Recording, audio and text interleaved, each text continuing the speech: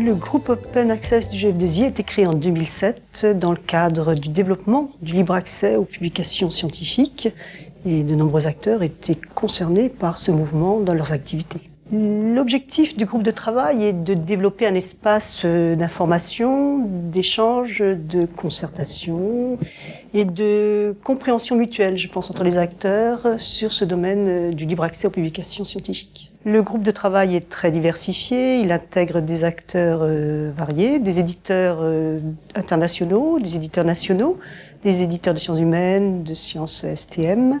Il intègre divers agrégateurs, des agences d'abonnement, des bibliothèques, centres de documentation et des représentants des EPST. Alors le groupe a commencé par rédiger une synthèse en 2010 sur l'open access, notamment pour partager des repères communs au sein même des différents acteurs.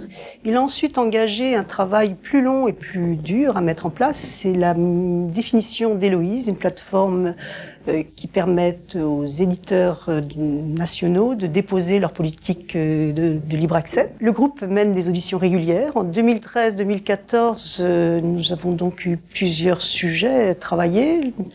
D'abord, effectivement, les nouveaux modèles, comme le freemium, la question des embargos et de leur définition et de leur durée en fonction des disciplines, la question des APC, enfin, la question des nouvelles métriques liées à l'open access.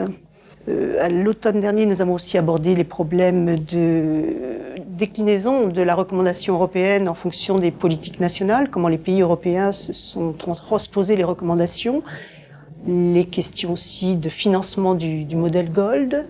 Les prochaines auditions seront consacrées au thème notamment du croisement des réseaux sociaux avec l'open access, des tensions que peuvent installer les politiques d'open access avec la pratique de la protection du patrimoine immatériel, notamment donc la question des brevets, et enfin aussi les problèmes de financement de la recherche, parce que finalement on parle beaucoup de financement de la recherche, mais quelle est la part de le financement privé par rapport au financement public, et on peut se poser des questions dans ce cadre-là. Le groupe mène aussi des actions politiques, au sens où il fait connaître ses positions.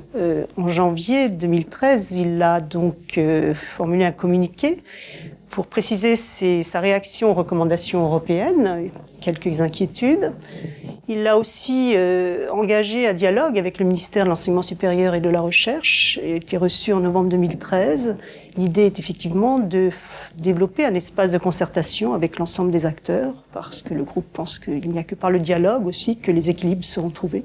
Donc les projets 2014 concernent à la fois d'une part la continuité de cet espace de concertation ouvert avec le ministère dans un agenda assez pressé avec la Commission européenne. La définition de la politique nationale est assez attendue, donc nous pensons aussi effectivement continuer ce dialogue constructif avec le ministère. La deuxième action est effectivement la continuité de notre séminaire régulier avec les différentes thématiques précisées par les membres du groupe. Et le troisième axe est certainement donc de rédiger une nouvelle synthèse sur l'ensemble des échanges et des informations. Donc le groupe Open Access est bien sûr ouvert à tous pour un dialogue constructif.